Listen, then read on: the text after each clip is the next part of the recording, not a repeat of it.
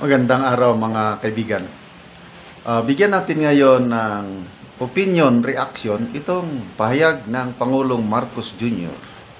tungkol sa sunod-sunod na bagyo, sunod-sunod na pagbaha sa maraming parte ng ating bansa. Instead na magbigay siya ng salita na magpa-encourage sana o para labanan yung mga ganitong instead na magbigay siya ng solusyon, iba ang sinasabi niya. Ano daw? Tayo pala ang may problema, ang ating pag-iisip ang problema. Hindi sila, hindi ang gobyerno. Ano bang klaseng presidente ito? Mura, PI ka talaga dito. Yung mga may high blood, relax lang kayo ha. Intindihin na lang natin ang ating presidente. Ito ang sabi niya. Malitan na natin ang pag-iisip natin. Hindi ito unusual. Hindi ito emergency. Ito gayon talaga ang... Hindi daw emergency. Paano hindi naging emergency na? Ano lang? Okay naman talagang binabagyo na tayo. Kailang hindi naman nagbabaha nung una sa Metro Manila at saka sa iba't ibang panig ng Pilipinas. Ngayon lang nagbabaha ng todo kasi nga ang kanilang flood control projects, iyan ang problema. Pilit nilang inilala yung ating atensyon, ang kapalpakan sa flood control projects na sabi ni Senator Villanueva, 1 billion pesos per day ang gastos natin sa flood control projects. Tapos tayo pa ang may sisihin ang pag-iisip daw natin baguhin. Ay, nako. At mangyayari ito, sinasabi, ang estimate daw sa bagyo dito para sa Pilipinas sa taong ito, 12 to 15 na bagyo. Alam na natin yan. Mulat sa pulpa. Lumaki ako sa tabi ng ilog na malaki, ang Burayan River sa Bangar, La Union. Nakamulatan ko na yung baha, bagyo. Naranasan ko yung signal number 4 na yan. Sanay ng Pilipino sa baha at bagyo. Kasi nga itong location natin dinadaanan. So yung sinasabi niya nga, normal. Yes, normal nga. Binabagyo tayo. Kaya lang ang hindi normal, ang gobyerno natin. Bakit sa ibang bansa? Example, Japan. Hindi naman, nadadaanan din sila ng bagyo. Kaya lang hindi sila binabaha. Kasi masinop ang gobyerno nila. Ang atin, may flood control projects na 5,500 natapos na, nasaan na ngayon, nandyan, na overwhelm lang. Imbes na yung pagtunan ng pansin yung mitigation natin, tayo pa ang pinagdiskitahan. Ganyan na lang daw. Problema ang pag-iisip natin. Ano ba ito? At tatlo na tayo. So, to be conservative, ibig sabihin, isang eksena pa ito na dadating. Kaya, huwag na nating isipin na kapagyo. Huwag tayo mag-isip na gano'n. Malitan na natin ang pag-iisip natin. Hindi ito unusual. Hindi ito emergency. Ito gayon talaga ang panahon.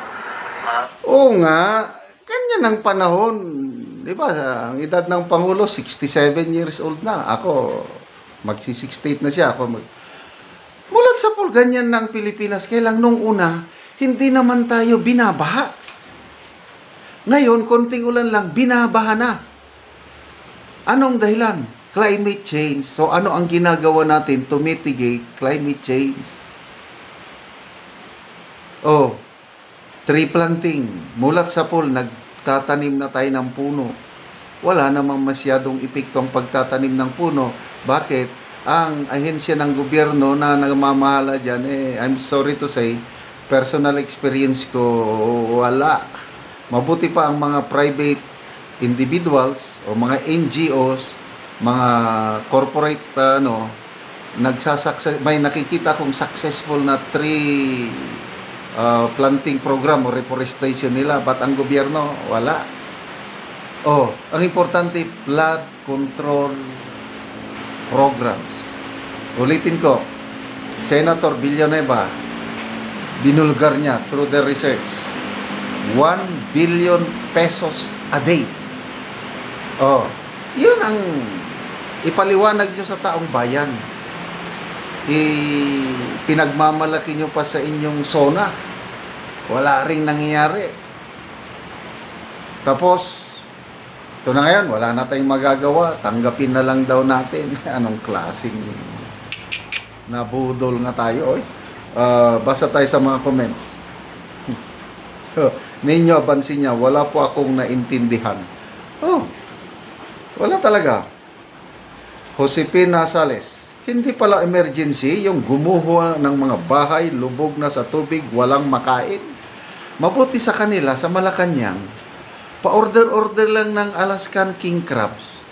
Magkano yun? Sabi ni Doc Lorraine Badoy, pinakamababang presyo daw, 18,000 pesos per kilo. I don't know kung totoo yun, but basta alam ko, mahal. Hindi pa sa buong buhay ko, hindi pa ako nakatikim ng Alaskan king crabs. Yan, ang order nila, bumaba, nagpa-deliver sila. Ang taong nasa laylayan, wala nang makain. Makarelate ba sila dyan? Wala. Kasi hayahay sila, billions ang kanilang pundo. Kaya, wala lang, hindi lang daw emergency. Anong Japan na Jessa, ubob ka kasi, adiktos. Nabuang, sabi ni Pinky Adesas, warag kakilala ko ito. Almidin Sangraya, words of wisdom galing sa presidente natin. Wow, nakaka-boost po siya ng fighting spirit. I'm expecting sana prevention and immediate action and systematic planning. Wala tinatanong, nasaan yung flood control projects? Nandiyan, na-overwhelm lang. Nabangga daw ng barko. O sige, magmayabang pa kayo ng inyong flood control projects ngayong SONA.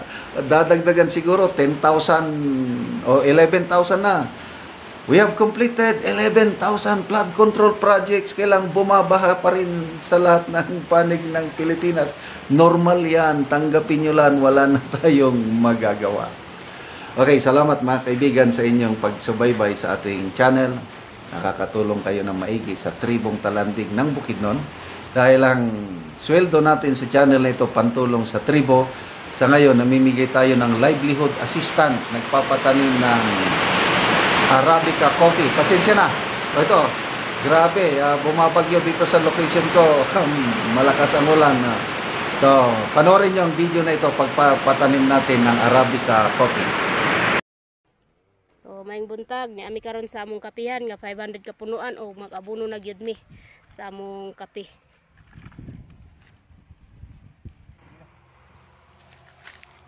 So, among abunuhan aron mo ayos siya o matambok o aron po nga mahawas mi sa kalisod sa among kahimtang para na ami kasuporta sa among anak nga na-eskwela ug mo niya ang kiloagon sa among gitamnan nga kape og human sa pag-abono amo dayong mag-spray dayon mi. So mao gid ni nga salamat sa Ginoo o sa nagatan-aw sa video o sa nag-sponsor o ilabi na sa naghatag ani nga similya o sa uban pa nga among magamit nga among i-spray sa among kape. O mo ni ang humana og abono.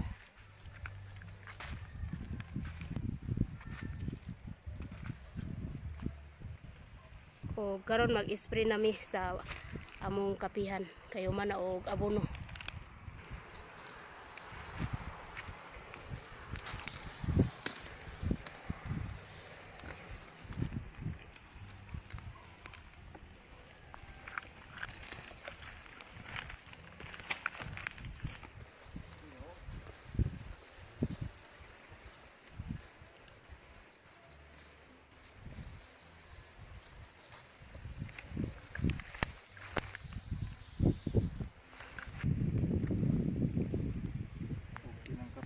Tambok lagi no. Tambok lang nga kapit.